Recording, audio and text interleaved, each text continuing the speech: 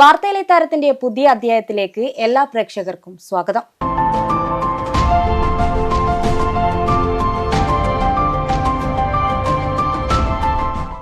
ഇന്ന് നമ്മുടെ അതിഥിയെക്കുറിച്ച് പറയുകയാണെങ്കിൽ പ്രത്യേക വർണ്ണനകളൊന്നും ആവശ്യമില്ല. എല്ലാവർക്കും സുപരിചിതമാണ് ഈ മുഖം. മൃദംഗ മത്സരത്തിൽ സംസ്ഥാന കലോത്സവത്തിൽ തുടർച്ചയായി 3-ാം തവണയും എ ഗ്രേഡ് കരസ്ഥമാക്കിയ ആയിത്തര സ്വദേശി സഞ്ജയ് സുരേഷാണ് നമ്മുടെ ഇന്നത്തെ അതിഥി. സഞ്ജയ് സുരേഷിന്റെ വിശേഷങ്ങൾ നമുക്കൊന്ന് കണ്ടുവരാം.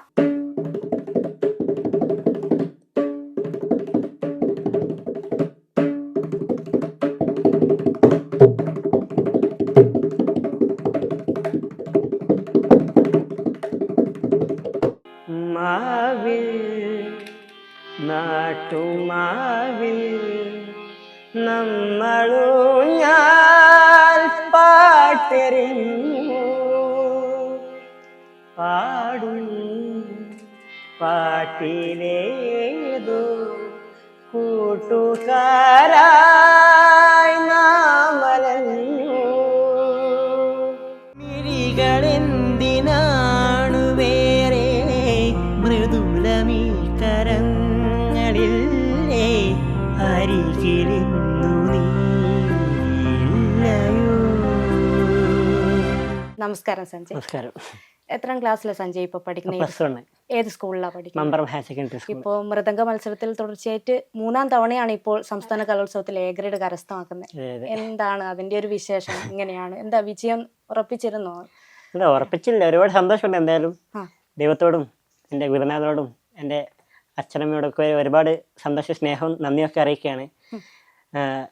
ആദ്യത്തെ തവണ പോകുമ്പോൾ നല്ല ടെൻഷൻ ഉണ്ടായിരുന്നു. പക്ഷേ ദൈവദിനം കൊണ്ടും പ്രാക്ടീസിൻ്റെ ഫലം കൊണ്ടും ഒക്കെ കൊണ്ടും ആദ്യത്തെ തവണ ജില്ലയിൽ നിന്നും സ്റ്റേറ്റിലേക്ക് കടക്കാൻ പറ്റി. അപ്പോഴൊക്കെ ഒരു സ്വപ്നമൊക്കെ ആയിരുന്നു. ആദ്യമായിട്ട് മൃദംഗം ആദ്യം പഠിച്ചത് ക്ലാസിക്കൽ സോങ് പഠിക്കുന്ന സമയത്ത് തന്നെ എനിക്ക് ആഗ്രഹം ഉണ്ടായിരുന്നു, ഇങ്ങനെ മൃദംഗം പഠിക്കണമായിരുന്നു.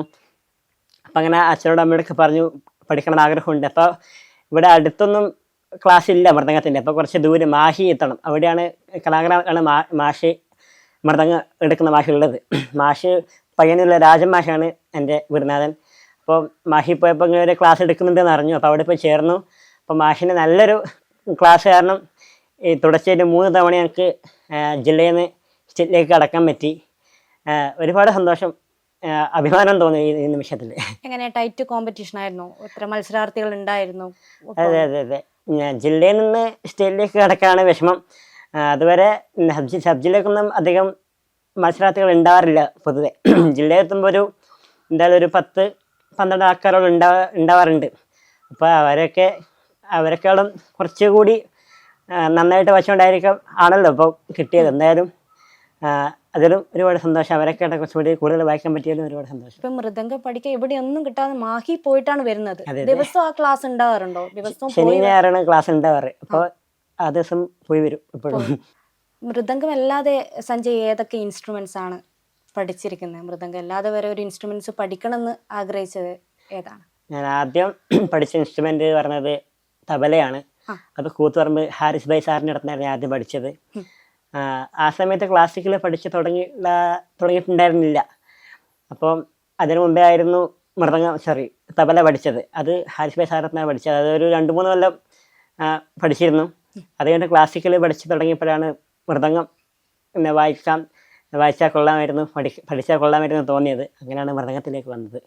ആദ്യം എന്തായാലും തുടക്കം കുറിച്ചത് പാട്ടാണ്. അതെ, പാട്ടിനോട് സഞ്ജയ്ക്ക് ഇങ്ങനെ ഒരു കമ്പം ഉണ്ടെന്ന് ആരാണ് ആദ്യം തിരിച്ചറിഞ്ഞത്? അത് എത്രാം ക്ലാസ്സിലായിരുന്നു? രണ്ടാളും കൂടി അമ്മയും അച്ഛനും കൂടി തിരിച്ചറിഞ്ഞത്. ഞാൻ ആദ്യം ക്ലാസിക്കൽ പഠിച്ച് തുടങ്ങുന്നത് 4-ാം ക്ലാസ്സിൽ വെച്ചാണ്. അപ്പോൾ അത് ഞാൻ പഠിച്ചത് കൂത്തുപറമ്പ് മലയാള കലാനിലയം ഇൻസ്റ്റിറ്റ്യൂട്ടിലാണ് പഠിച്ചത്. അവിടെ എൻ്റെ ഗുരുനാഥൻ ഉണ്ടായിരുന്നത് എടയാറ് മനോജ് മാഷാണ് എൻ്റെ ഗുരുനാഥൻ. അതിനുശേഷം ഞാൻ പഠിച്ചത് എടയാറ് ബ്രദേഴ്സ് തന്നെ ഉള്ള ശങ്കർ മാഷയുടെ ഞാൻ പഠിച്ചത്. അത് മട്ടന്നൂർ നാദബ്രഹ്മ കലാക്ഷേത്രത്തിൽ ഞാൻ പഠിച്ചത്. ഇപ്പം ക്ലാസിക്കൽ മാറി ഇപ്പോൾ ഹിന്ദുസ്ഥാനി കൂടി ട്രൈ ചെയ്യാം എന്ന് വെച്ചിട്ട് ഇപ്പോൾ ഹിന്ദുസ്ഥാനി പഠിക്കുന്നുണ്ട്. അത് പഠിക്കുന്നത് മട്ടന്നൂർ ശിവരഞ്ജിനി കലാക്ഷേത്രത്തിൽ നിന്ന് മാലൂരിലുള്ള മോഹന മാഷാണ് ഇപ്പം എൻ്റെ ഹിന്ദുസ്ഥാനിയിലേക്ക് വരുന്നത്.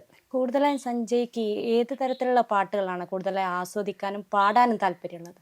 ഒരു ലൈറ്റ് ഇഷ്ടമാണ്. എന്തായാലും ക്ലാസിക്കൽ പഠിക്കുന്നതോട് സെമി ക്ലാസിക്കലും ക്ലാസിക്കലൊക്കെ കുറച്ചും കൂടി കേൾക്കാൻ താല്പര്യവും ഇഷ്ടമൊക്കെയാണ് അതിനോട്. ഉണ്ടല്ലേ. ഇതിപ്പോ സഞ്ജയന് എല്ലാവർക്കും സുപരിചിതമായതെന്ന് പറയുന്നത് സി കേരളയിലെ പ്രോഗ്രാമിലൂടെയാണ്, സരിഗമപ പ്രോഗ്രാമിലൂടെയാണ്. അപ്പോൾ അതിൻ്റെയൊക്കെ എന്താണ് ആ ഓഡിഷന് ആരാണ് അതിനായിട്ട് ഒരു പ്രചോദനം നൽകിയത്? ഓഡിഷനൊക്കെ പോകുമ്പോൾ ആ ഒരു മെമ്മറീസ് എന്തൊക്കെയാണ്? അതിനു മുമ്പേ കുറേ ചാനലിലുള്ള പ്രോഗ്രാംസിന് ഓഡിഷന് പോകാറുണ്ടായിരുന്നു. അന്നൊക്കെ കിട്ടാറില്ലായിരുന്നു.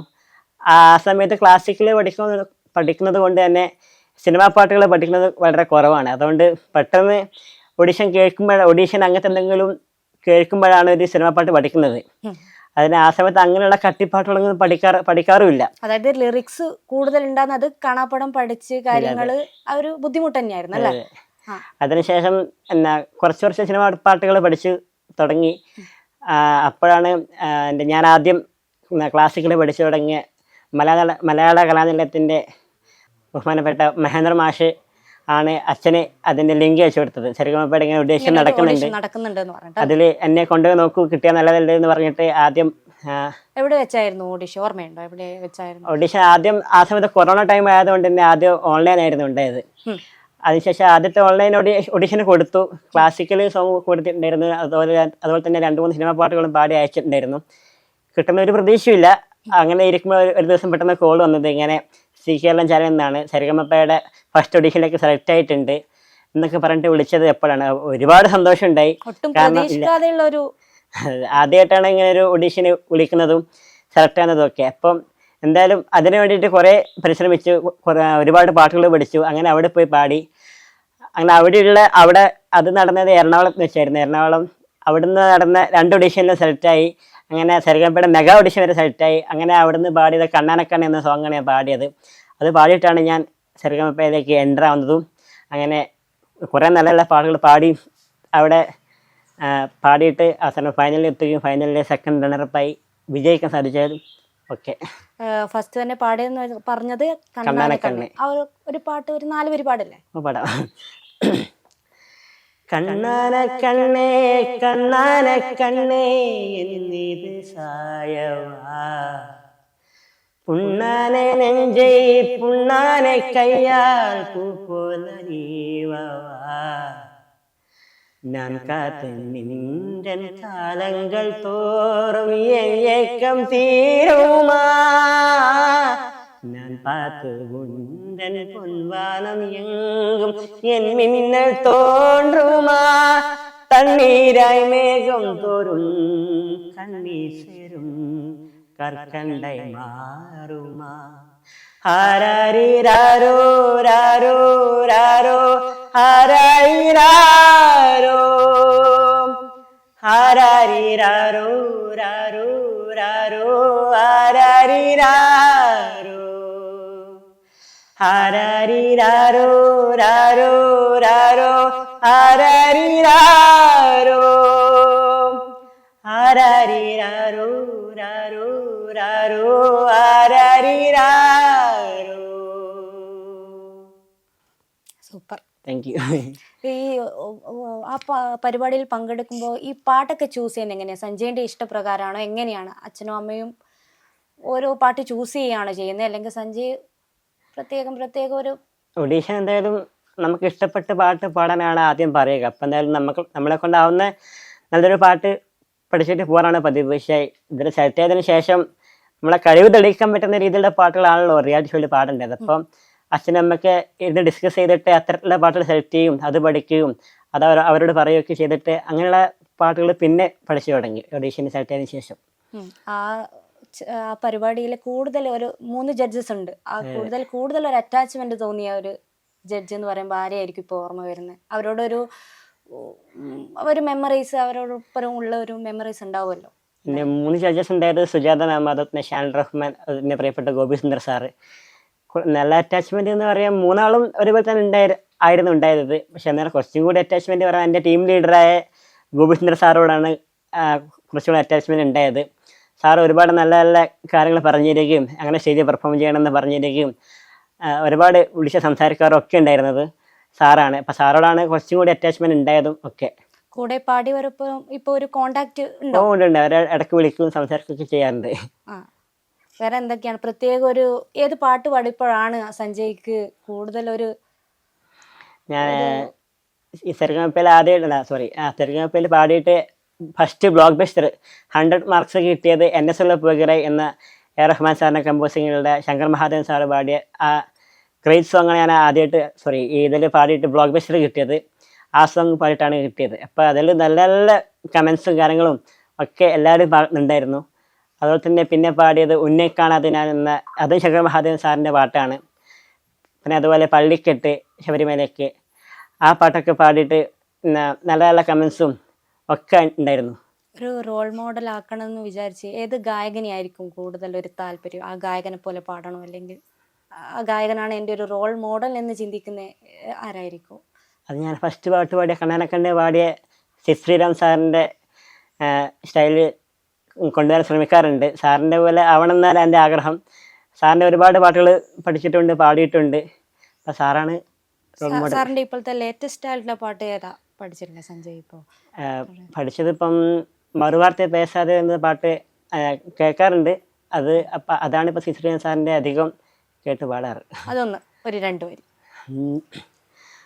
மறுவார்த்தை பேசாது மடி மீது நீ தூங்கிட இமை போல நான் காத்த கனவாய் நீ மாறிட மயில் போகும் போகும் விரல் உன்னை விழுதும் மனம் பாடமா விளையாடல் விழுதும். സഞ്ജയ് ഇപ്പോൾ പറഞ്ഞതെന്ന് വെച്ചാൽ ബ്ലോക്ക് ബസ്റ്റർ കിട്ടിയത് 3 പാട്ട് പാടിയിട്ടാണെന്ന് പറഞ്ഞു. ഇപ്പോൾ ശബരിമല സീസൺ ആയതുകൊണ്ട് ആ 3 പാട്ടിൽ ആ പള്ളിക്കെട്ട് ഇപ്പോൾ കൂടുതൽ തരംഗായി മാറും. ആ ഒരു പാട്ടൊന്ന് ഇരുമുടിതാകി ഒരു മനതാകി ഗുരുവനവേ വന്നു ഇരുവിനെ തീർക്കും യമനയുവെല്ലും തിരുവടിയെ കാണ വന്നോ പള്ളിക്കെട്ട് ശബരിമലയ്ക്ക് കല്ലും മുള്ളും കാലുക്ക് മെത്തെ സ്വാമിയേ അയ്യപ്പോ അയ്യപ്പോ സ്വാമിയേ സ്വാമിയേ അയ്യപ്പോ അയ്യപ്പോ സ്വാമിയേ ഗംഗൈ നദി പോൽ പുണ്യ നദിയാം പമ്പൈ നീരാടി ശങ്കര മകനെ കുമ്പിടുവാർ സഞ്ജനമിன்றி ഏറ്റിടുവാർ നീലിമലയേറ്റം ശിവബാലനും ഏറ്റിടുവാർ കാലമെല്ലാം നമുക്കേ അരുൾ കാവലനായിരുപ്പാർ ദേഹബലം ത പാദബലം ത ദേഹബലം ത പാദബലം ത ദേഹബലം ത என்றால் அவரும் தேகத்தை தந்திடுவார் പാദബലം ത என்றால் അവരും പാദത്തെ തന്നിടുവാർ നല്ല പാതയെ കാട്ടിടുവാർ. സഞ്ജയ് പങ്കെടുത്ത മത്സരങ്ങളിൽ ഈ സംഗീതം ചൂസ് ചെയ്യാൻ ശ്രമിച്ചിട്ടുണ്ടോ കൂടുതലായിട്ടും? ഉണ്ട്. കലോത്സവത്തിലെ ജില്ല വരെ ലൈറ്റ് മ്യൂസിക്, ക്ലാസിക്കൽ, അത് ഗ്രൂപ്പ് സോങ് ഇതിനൊക്കെ പങ്കെടുത്തിട്ടുണ്ടായിരുന്നു. അതിനൊക്കെ സെക്കൻഡ് എ ഗ്രേഡ് ആയിരുന്നു എല്ലാത്തിനും ഉണ്ടായിരുന്നത്. അടുത്ത വർഷം അത് ഇമ്പ്രൂവ് ചെയ്ത് ഫസ്റ്റിലേക്ക് കൊണ്ടുവരാൻ ശ്രമിക്കുന്നുണ്ട്. പറ്റട്ടെ എന്ന് ആഗ്രഹിക്കുന്നു. ഈ പാട്ട് പാടുമ്പോൾ ഇത് ഇമ്പ്രൂവ്മെന്റ് ചെയ്യാൻ ആരെങ്കിലും ഏതെങ്കിലും ഒരു ഗായകന്റെ ഒരു പാട്ട് എൻ്റെ പാട്ട് കറക്ഷൻ ചെയ്യാറൊക്കെ ഉള്ളത് അമ്മയച്ഛൻ തന്നെ ആണ് ചെയ്യാറുള്ളത്. ഒരു പാട്ട് പഠിക്കുന്ന സമയത്ത് എന്നെക്കാട്ടും കൂടുതൽ ആ പാട്ട് അറിയുന്നത് ഇവരെ ആയിരിക്കും. അപ്പോൾ ഇവർ രണ്ടാളും തന്നെ എല്ലാ മിസ്റ്റേക്സും തിരുത്തി തരാറുണ്ട്. അപ്പോൾ ഇവരാണ് അധികവും എൻ്റെ പാട്ടുകൾ തിരുത്തി കറക്റ്റ് തരാറുള്ളത്. സഞ്ജയ് പാടിയതിൽ ഏറ്റവും ഇഷ്ടമുള്ള ഒരു പാട്ടുണ്ടാവുമല്ലോ, നമുക്കൊരു ആ പാട്ട് ഒരു പ്രിയപ്പെട്ട ഒരു പാട്ടുണ്ടാവുമല്ലോ, അത് ഏതാണ്? അതിൻ്റെ ഒരു 4 വരി ഒന്ന് പാടാം. എനിക്ക് പാടി ഇഷ്ടപ്പെട്ടത് ഉന്നെ കാണാതെ എന്ന സാങ്ങാണ് ഇഷ്ടപ്പെട്ടത്. അത് പാടാം. ഉന്നെ കാണാതെ നാനിൻ്റെ നാനില്ലയേ വിതയില്ലാമൽ വേരില്ലയേ ഉന്നെ കാണാതെ നാനിൻ്റെ നാനില്ലയേ വിതയില്ലാമൽ വേരില്ലയേ நிறம் காண்கின்றவான் கூட நிஜமல்ல இதன் சேர்க்கும் கனா கூட சுகமல்ல நீ இல்லாமல் நான் இல்லையே உன்னை காணாமல் உன்னை காணாமல் உன்னை காணாமல் உன்னை காணாமல் கமதரி சாரி தபமகமரிகிறது உன்னை காணாமல் பெண் நெஞ்சே தடுமாறுதே விதையில்லாமல் വേരില്ലയേ. റിയാലിറ്റി ഷോയിലിപ്പോൾ കഴിഞ്ഞപ്പോൾ ഈ റിയാലിറ്റി ഷോ കഴിഞ്ഞ് കൂടുതൽ സ്റ്റേജ് പെർഫോമൻസുകൾ സഞ്ജയ്ക്ക് വരാൻ തുടങ്ങിയിട്ട് ഏകദേശം എത്ര സ്റ്റേജ് പെർഫോമൻസ് ഇതിനോടകം സഞ്ജയ് ചെയ്തിട്ടുണ്ടാവും? എന്തായാലും ഒരു 10-40 സ്റ്റേജിൽ ഇപ്പം പാടി ഉണ്ടാവും. അതെല്ലാം ദൈവത്തോടും എല്ലാവരോടും നന്ദി പറയുകയാണ് ഇത്രയും സ്റ്റേജിൽ പാടാൻ പറ്റിയതും. കുറേ സ്റ്റേജ് ഫിയർ പോയി കിട്ടി ഇത് കാരണം. ആദ്യമൊക്കെ പോകുന്ന സമയത്ത് അച്ഛൻ്റെ നാട്ടിലുണ്ടാവുന്ന അച്ഛൻ്റെ പ്രോഗ്രാംസിലാണ് ഞാൻ പോയി പാടാറുള്ളത്. അപ്പം അങ്ങനെ അവിടെ പാടുകൊണ്ടാവാം സരിഗമപ്പയിൽ പോയ സമയത്ത് അധികം പേടിയുണ്ടായിട്ടില്ല. പാട്ട് തെറ്റുമോ അതിൻ്റെ എന്തെങ്കിലും മിസ്റ്റേക്ക് വരുമോ എന്നുള്ള പേടി അല്ലാതെ സ്റ്റേജിലേക്ക് കയറുമ്പോഴുള്ള പേടി അങ്ങനെ ഉണ്ടായിട്ടില്ല സത്യം പറഞ്ഞാൽ. ആദ്യത്തെ അച്ഛൻ്റെ കൂടെയുള്ള ചെറുപ്പത്തിൽ പോയതുകൊണ്ട് തന്നെ സ്റ്റേജ് ഫിയർ കുറേയൊക്കെ പോയിട്ടുണ്ടായിരുന്നു.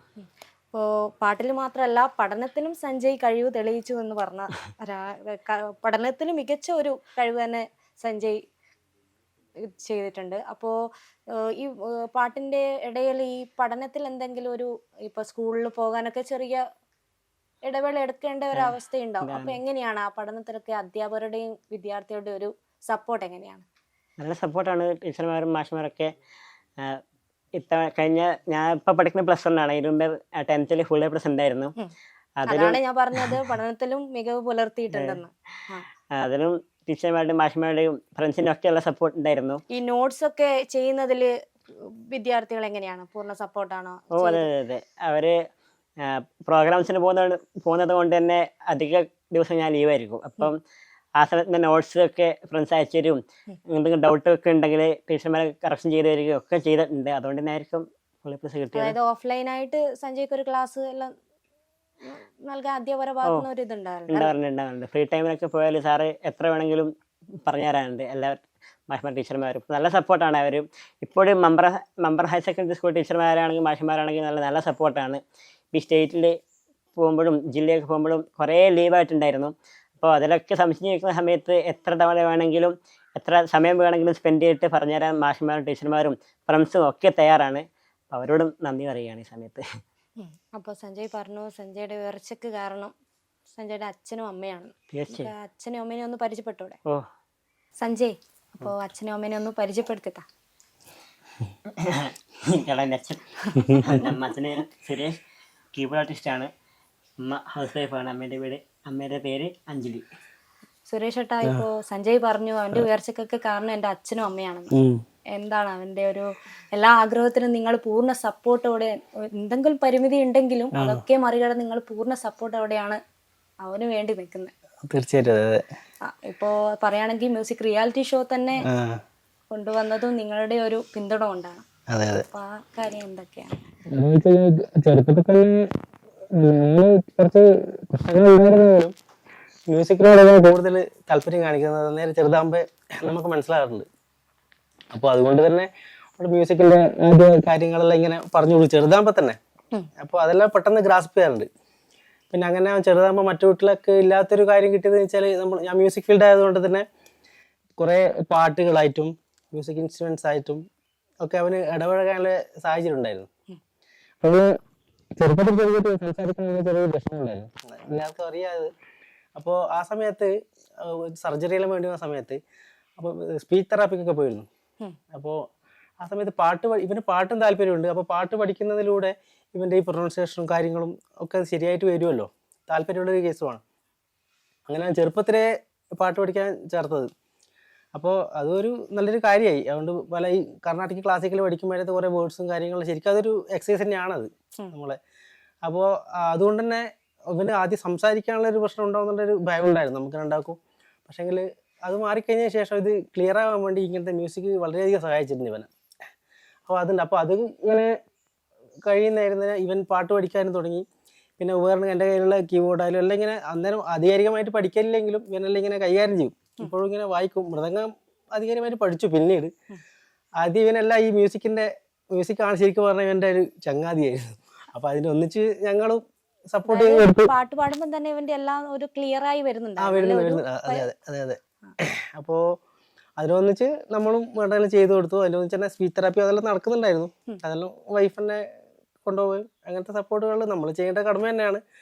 എന്നാലും നമുക്ക് അങ്ങനെ ചെയ്യാൻ പറ്റി. ഇങ്ങനെ ഇപ്പോൾ പാടുന്നതൊക്കെ കേൾക്കുമ്പോൾ നല്ല ഭയങ്കര സന്തോഷമുണ്ട്. അതായത് ഇങ്ങനെ റെഡിയാക്കാൻ പറ്റുന്ന ഡോക്ടർമാരാണോ പൂർണ്ണ സപ്പോർട്ട് തന്നത്? ഇങ്ങനെ ഒരു എവിടെയാണ് കാണിച്ചതും കാര്യങ്ങളും ഒക്കെ ഇതിന്റെ തെറാപ്പി കാര്യങ്ങൾ? തെറാപ്പി ചെയ്തത് കണ്ണൂർ വെച്ചായിരുന്നു. ഓപ്പറേഷൻ ചെയ്തത് കോഴിക്കോട് മെഡിക്കൽ കോളേജ് വെച്ചായിരുന്നു. ആ ഡോക്ടറാണ് ഞങ്ങൾ സത്യം പറഞ്ഞ മുന്നിൽ കണ്ട ദൈവം എന്നൊക്കെ പറയുന്ന പോലെ. അത് ആദ്യം മോനെ ഡെലിവറി ആയ സമയത്ത് ഒരു 1-2 ആഴ്ച നല്ല വിഷമം ഉണ്ടായിരുന്നു. അത് എന്ത് ഇവന് ചെയ്യണം എന്നുള്ള ഒരു നമുക്കൊരു ജീവിതത്തിൽ ആദ്യമായിട്ട് കാണുന്നൊരു പ്രശ്നമാണല്ലോ. അപ്പോൾ അതിനെ എങ്ങനെ ഓവർകം ചെയ്യാം എന്നുള്ളൊരു പ്രശ്നമായിരുന്നു 1-2 ആഴ്ച. പക്ഷേ പിന്നെ ഞാനത് ആക്സെപ്റ്റ് ചെയ്തു. ഇങ്ങനെ മോന് ഇങ്ങനെ ഒരു പ്രശ്നമുണ്ട്. അപ്പോൾ പിന്നെ ഞാനും സുരക്ഷയുടെ കൂടെ തീരുമാനിച്ചു എന്തൊക്കെ പിന്നെ ഈ പ്രശ്നങ്ങൾ ഓവർകം ചെയ്യാൻ വേണ്ടിയിട്ട് എന്തൊക്കെ കാര്യങ്ങൾ ചെയ്യാം, അത് ഏതൊക്കെ ഡോക്ടേഴ്സിനെ കാണിക്കാം. അങ്ങനെ ഒരുപാട് ഡോക്ടേഴ്സിനെ കാണിച്ചിട്ടുണ്ടായിരുന്നു. പിന്നെ ഒരേ ഒരു ഡോക്ടറെ കാണിച്ച് ഞങ്ങൾ ഡിസിഷൻ എടുത്തില്ല. അങ്ങനെ 2-3 ഡോക്ടർക്ക് കാണിച്ച് അവരൊക്കെ നിർദ്ദേശപ്രകാരം അവർ പറഞ്ഞു തന്ന കാര്യങ്ങളൊക്കെ ഇന്ന പോലെ ചെയ്ത് കഴിഞ്ഞാൽ ഇന്ന പോലെയൊക്കെ ആവും എന്നുള്ള ഒരു പ്രതീക്ഷ അവർ തന്നു. ആദ്യം ഞങ്ങൾക്ക് പേടി ഉണ്ടായിരുന്നു, സംസാരിക്കൂലേ എന്നുള്ളൊരു പേടി നന്നായിട്ടുണ്ടായിരുന്നു. പക്ഷേ ഡോക്ടേഴ്സൊക്കെ പറഞ്ഞു ഒന്നും പേടിക്കേണ്ട, ഒക്കെ ശരിയാവും, എല്ലാ കുട്ടികളെ പോലെ ആവില്ല, എന്നാലും ആവുന്ന പോലെ ഞങ്ങൾ ചെയ്തു തരാം എന്നുള്ള രീതിയിൽ അങ്ങനെ എടുത്ത് ഞങ്ങൾ കോഴിക്കോട് മെഡിക്കൽ കോളേജിൽ കാണിച്ചു. അപ്പോൾ അവിടുന്ന് ഞങ്ങൾ എന്താ പറയുക കൺകണ്ട ദൈവം എന്നൊക്കെ പറയുന്ന പോലെ ഒരു അക്ബർ ഷെരീഫ് സർ ആണ് മോൻ്റെ ട്രീറ്റ്മെൻറ്റ് ഓപ്പറേഷനും കാര്യങ്ങളൊക്കെ കൃത്യ ടൈമിൽ എല്ലാം ചെയ്തു തന്നത്. അപ്പോൾ അവർ തന്നെയാണ് പറഞ്ഞത് സ്പീച്ച് തെറാപ്പി നടത്തണം എന്ന് പറഞ്ഞു. അങ്ങനെ ഞങ്ങൾ കണ്ണൂർ ഒരു ഡോക്ടറെ അടുത്ത് കൊണ്ടുപോയി സ്പീച്ച് തെറാപ്പി ഒരു 1.5 വർഷത്തോളം ചെയ്തിട്ടുണ്ടായിരുന്നു. അതിൻ്റെയൊക്കെ ഭാഗമായിട്ട് ഇപ്പം ഈ രീതിയിലായി. പക്ഷെ പിന്നെ സംസാരിക്കുന്നതിനെക്കാട്ടും കൂടുതലായിട്ട് പിന്നെ നല്ല രീതിയിലാവുന്നത് പാട്ടായിരുന്നു. അത് ഒന്നും സംസാരിക്കാൻ തുടങ്ങുന്നതിന് മുന്നേ തന്നെ സുരക്ഷയുടെ മടിയിലിരുന്ന് ഹാർമോണിയം കൃത്യമായിട്ട് സുരക്ഷയുടെ എന്ത് പറഞ്ഞെടുക്കുന്നോ അത് വായിക്കാറുണ്ടായിരുന്നു. അത് തൊണ്ടയിൽ ഒരു ശബ്ദം ഇങ്ങനെ ഉണ്ടാക്കും, പക്ഷെ ഹാർമോണിയത്തിൻ്റെ കൂടെ തന്നെ ഇത് അപ്പോൾ പരിപാടി കഴിഞ്ഞ് തിരിച്ചു വരുമ്പോഴത്തേക്ക് ഞാൻ ഇത് മുഴുവൻ പഠിച്ച് അച്ഛനെ കേൾപ്പിക്കണം എന്നുള്ളൊരു വാശി കൂടെ കുഞ്ഞാകുമ്പോൾ തന്നെ ഉണ്ടായിരുന്നു. ഏറ്റവും കുഞ്ഞിൽ തന്നെ ഉണ്ടായിരുന്നു. അപ്പോഴേ ഞങ്ങൾക്ക് മനസ്സിലായി ഇവന് സംഗീതം എന്തായാലും ഉള്ളിലുണ്ട് എന്ന് മനസ്സിലായി. അങ്ങനെ സംസാരിച്ചു തുടങ്ങി, പാട്ട് പാടി തുടങ്ങി. അങ്ങനെ നല്ല ഗുരുനാഥന്മാരെ കീഴിൽ പാട്ട് പഠിപ്പിച്ചു. അവൻ്റെ തന്നെ ആഗ്രഹപ്രകാരം മൃദംഗം പഠിക്കണം എന്ന് പറഞ്ഞു, തബല പഠിക്കണം എന്ന് പറഞ്ഞു. അത് കുറച്ച് പഠിച്ചു. പിന്നെ അതിനുശേഷം മൃദംഗത്തിലേക്ക് വന്നു. മൃദംഗം ഇപ്പം ഏറ്റവും നല്ല രീതിയിൽ മാഷിൻ്റെ കീഴിൽ പഠിച്ചു വരുന്നു. പറഞ്ഞു മൃദംഗം ഇപ്പം മാഹി പോയിട്ടാണ് പഠിച്ചു വരുന്നത്. അപ്പോഴും നിങ്ങൾ കൂടെ പോകും? ആണ്ട് ഞാനും മോനും സുരക്ഷയുടെ ഉണ്ടെങ്കിൽ പരിപാടി ഇല്ലെങ്കിൽ ഒഴിവാണെങ്കിൽ സുരക്ഷയുടെ പോയില്ലെങ്കിൽ ഞങ്ങൾ രണ്ടുപേരും തന്നെ മൃദംഗം എടുത്തിട്ട് വേണം അങ്ങോട്ടേക്ക് പോകാൻ വേണ്ടിയിട്ട്. ഇപ്പോൾ തുടർച്ചയായി ഇപ്പം 3ാം തവണയാണ് സംസ്ഥാന കലോത്സവത്തിൽ എ ഗ്രേഡ് വരുന്നത്. എന്താണ് അതിനെ കുറിച്ച് പറയാനുള്ളത്? അത് അവന്റെ എഫേർട്ട് തന്നെ, അവൻ്റെതും മാഷിൻ്റെതും. പിന്നെ ഞങ്ങളെ കൊണ്ടാവുന്നത് ഞങ്ങൾ ചെയ്തു കൊടുക്കും. എന്നാലും അവനും മാഷും തമ്മിൽ തന്നെ ഇരുന്ന് ഏറ്റവും എന്താ പറയുക കൃത്യമായിട്ട് ഏറ്റവും നല്ല രീതിയിൽ പ്രാക്ടീസ് ചെയ്തതിൻ്റെ ഭാഗമായിട്ടാണ് മോനിത് 2 വർഷം കൊണ്ട് ആദ്യത്തെ വർഷം 2 വർഷം കൊണ്ട് അവൻ സംസ്ഥാനത്തേക്ക് മത്സരിക്കാൻ യോഗ്യത നേടിയിട്ടുണ്ടായിരുന്നു.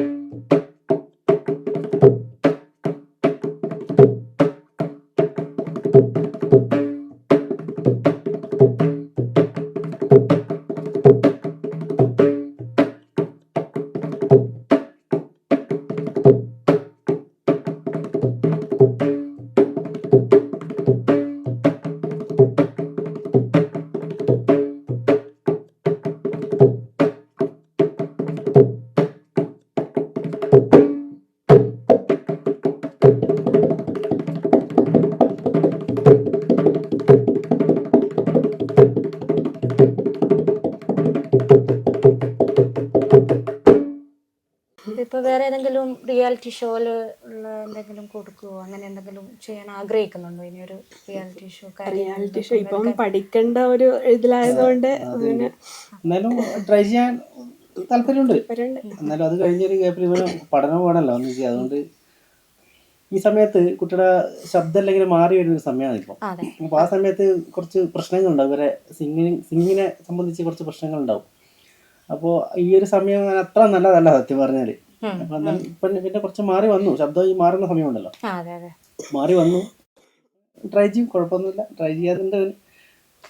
അവൻ പറഞ്ഞു ചെറുപ്പത്തില് സുരേഷാന്റെ പ്രോഗ്രാമിലൊക്കെ അവനെ കൊണ്ടുപോയി അങ്ങനെയാണ് സ്റ്റേജ് ഫിയർ മാറ്റിയത്. അത് ഞാൻ ചെറുതാകുമ്പോൾ തന്നെ ഇവൻ ഈ സത്യം പറഞ്ഞാൽ ഇവൻ LKG പോകുന്ന സമയത്ത് തന്നെ അത്യാവശ്യം അന്നേരം ഈ ക്ലിയർ ആയിട്ട് പാടാൻ പറ്റുന്നില്ലെങ്കിൽ തന്നെ അവൻ പാടുമായിരുന്നു. അന്നേരം ഞാൻ പാടിക്കാറുണ്ട് ഇങ്ങനെ, എൻ്റെ കൂടെ വരും. പക്ഷെ ഞാൻ തന്നെ ഒന്നിച്ചുള്ളത് കൊണ്ട് തന്നെ ഒരു സ്റ്റേജിൽ അങ്ങനെ ഇപ്പോൾ ഇവിടുന്ന് പാടുന്നവരെ മൈൻഡ് ആയിരിക്കും അവൻ്റെത്. അങ്ങനെ പേടി ഞാൻ കണ്ടിട്ടില്ല, ഇതൊരു സ്റ്റേജിലുള്ള ഒരു ഭയമൊന്നും ഞാൻ ഇതുവരെ കണ്ടിട്ടില്ല. അപ്പൊ ചെറുപ്പത്തിൽ തന്നെ നമ്മൾ കൂടെ തന്നെ ഉള്ളതുകൊണ്ടായിരിക്കും അങ്ങനെയൊന്നും ഇല്ലാണ്ടിരുന്നത്. അതാണ് അവൻ പറഞ്ഞത്, കേരളയിലെ പ്രോഗ്രാമില് എനിക്കൊരു ഫിയർ അനുഭവപ്പെട്ടില്ല അച്ഛന്റെ കൂടെ പോയതുകൊണ്ട്. മൃദംഗം അല്ലാതെ വേറെ എന്തൊരു ഇൻസ്ട്രുമെന്റ്സ് ആണ് ഇപ്പോ സുരേഷ് കീബോർഡ് ചെയ്യുന്നുണ്ട്, അതൊക്കെ ഇവൻ പഠിക്കുന്നത് മൃദംഗം തന്നെയാണ് പഠിക്കുന്നത്. അല്ലാണ്ട് ഇവൻ എല്ലാ ഇൻസ്ട്രുമെന്റും വായിക്കും, കീബോർഡ് വായിക്കാറുണ്ട്, ഹാർമോണിയം വായിക്കാറുണ്ട്. അപ്പൊ ചിലപ്പോ എന്നെ അങ്ങനെ ചീത്ത പറയാറുണ്ട്, കീബോർഡ് പഠിപ്പിച്ചു കൊടുക്കാഞ്ഞിട്ട്. അതുകൊണ്ട് അല്ല, ഞാൻ ഇപ്പൊ നാട്ടിൽ തന്നെ ഇത്ര നാളും കണ്ണൂരിലുള്ള ഒരു ഓർക്കസ്ട്രയിൽ സ്ഥിരമായിട്ടുണ്ടായിരുന്നു. കുറച്ച് വർഷമായിട്ട് കണ്ണൂരിലുള്ള ഒരു ഹൈ ബീറ്റ്സ് ഓർക്കസ്ട്രയിൽ സ്ഥിരമായിട്ടുണ്ടായിരുന്നു. കഴിഞ്ഞിപ്പോൾ അതിൻ്റെ അകത്ത് ഇപ്പോൾ ഫ്രീലാൻഡ് ആയിട്ട് നാട്ടിൽ പോകുന്നു. കൂടുതലും ഇപ്പോൾ പയ്യന്നൂരിലുള്ള SS ഓർക്കസ്ട്ര ഉണ്ട്, അവരുടെ പ്രോഗ്രാംസാണ് ഇപ്പോൾ കൂടുതൽ പോയിക്കൊണ്ടിരിക്കുന്നത്. ചെറുപ്പത്തിൽ തുടങ്ങിയാണോ? ഇത് ചെറുപ്പത്തിൽ തന്നെ തുടങ്ങിയതാണ്. പിന്നെ ചെറുതാകുമ്പോൾ ഈ പറഞ്ഞ പോലെ മ്യൂസിക്കിനോടെന്തോ താല്പര്യം. അപ്പോൾ തന്നെ ഈ പറഞ്ഞ പോലെ ചെറിയ ഹാർമോണിയം, ചെറിയ കീബോർഡിൽ ഇങ്ങനെ നമ്മൾ കയ്യിലില്ലെങ്കിലും കിട്ടുമ്പോൾ കാണുമ്പോൾ ഇങ്ങനെ താല്പര്യം കൊണ്ട് പിന്നെ ഇങ്ങനെ അന്നേരം ഈ സാഹചര്യം അല്ലല്ലോ ചെറുപ്പത്തില്, അതൊന്നുമില്ല, അത് തിരിച്ചറിയാൻ അങ്ങനത്തെ ഒന്നും ഇല്ല. അപ്പോൾ ശരിക്കും പറഞ്ഞാൽ ഇപ്പൊ തന്നെ ഇവിടെ ഒന്നും കീബോർഡൊന്നും പഠിക്കാതെ ഇവിടെ അടുത്തൊന്നും ഒരു നല്ല ക്ലാസ് ഇല്ല. സത്യം പറഞ്ഞാല് ക്ലാസ് ഒക്കെ ഉണ്ട്, എന്നാലും ശരിക്കും ആധികാരികമായിട്ട് പഠിക്കാൻ പറ്റിയ സ്ഥലം കൂടി അടുത്തൊന്നും ഇല്ല സത്യം പറഞ്ഞാൽ. അപ്പോൾ അങ്ങനെ കുറെ മുന്നിലുള്ള അവസ്ഥ പറയണ്ടല്ലോ. അപ്പോൾ എന്നാലും നമ്മളെ താല്പര്യം കൊണ്ട് ഇങ്ങനെ ഒരു വീട്ടിൽ എത്തിപ്പോയതാണ്. ഫാമിലി എങ്ങനെ പിന്തുണ? നിങ്ങളുടെ ഫാമിലി ആയാലും ചേച്ചിയുടെ ഫാമിലി ആയാലും എങ്ങനെയാണ് ഇതിന്റെ ഒരു പ്രോത്സാഹനം പിന്തുണയൊക്കെ നൽകുന്നത്? ഓ കുഴപ്പമൊന്നുമില്ല, സപ്പോർട്ട് തന്നെയാണ്. പക്ഷെ ഈ പറഞ്ഞ പോലെ അവർക്ക് പണ്ടത്തെ നമ്മളെ മുന്നിലത്തെ തലമുറയില്ലേ, അപ്പൊ അതിനെ പറ്റി ഇതിന്റെ ഒരു ഇത് അവർക്ക് അറിയില്ല, എങ്ങനെയല്ല നമ്മൾ ഡയറക്റ്റ് ചെയ്യേണ്ടത്, അങ്ങനത്തെ ഒന്നും അവർ മനസ്സിലാക്കാത്ത കൊണ്ടുള്ള പ്രശ്നങ്ങളേ ഉള്ളൂ, അതൊന്നുമില്ല. എന്തായാലും നിങ്ങൾ മൂന്നാളും കിട്ടിയ സ്ഥിതിക്ക് ഒരു പാട്ടായിക്കൂടെ? സഞ്ജയ് കൂടെ എന്നൊരു പാട്ട് നോക്കാം.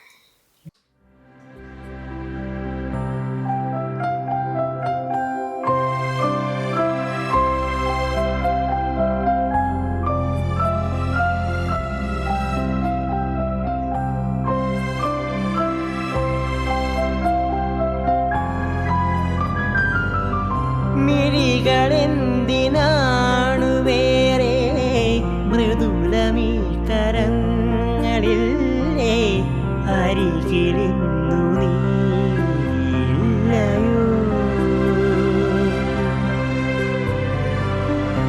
എന്തു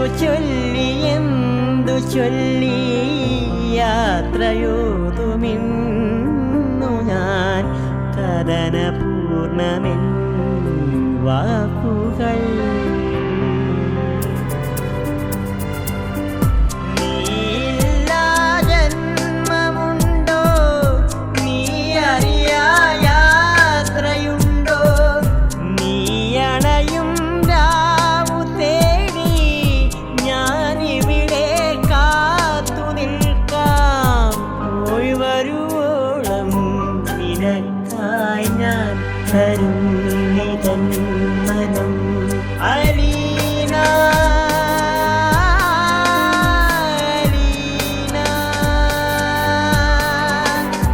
അലീന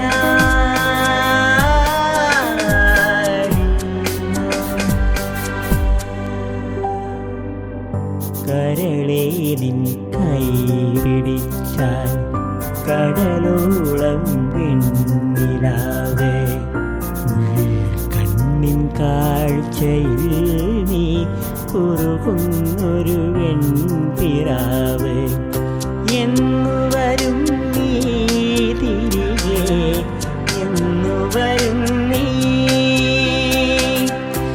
എന്നു വരും നീ തിരികെ എന്നു വരും നീ.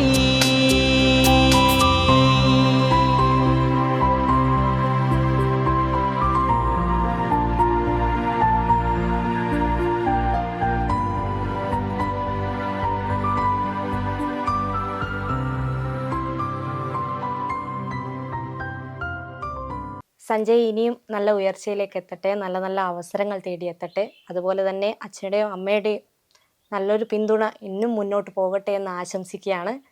അതൊക്കെ തന്നെ ഇങ്ങനെയൊരു സപ്പോർട്ട് ചെയ്ത ഗ്രാമിക ചാനലിനും എൻ്റെ കുടുംബത്തിൻ്റെയും നന്ദി, സ്നേഹവും കടപ്പാടൊക്കെ അറിയിക്കുകയാണ്. Thank you so much. വാർത്തയിലെ താരത്തിന്റെ ഈ അധ്യായം ഇവിടെ അവസാനിക്കുകയാണ്. മറ്റൊരു അതിഥിയുമായി അടുത്ത അധ്യായത്തിൽ കാണാം. നമസ്കാരം.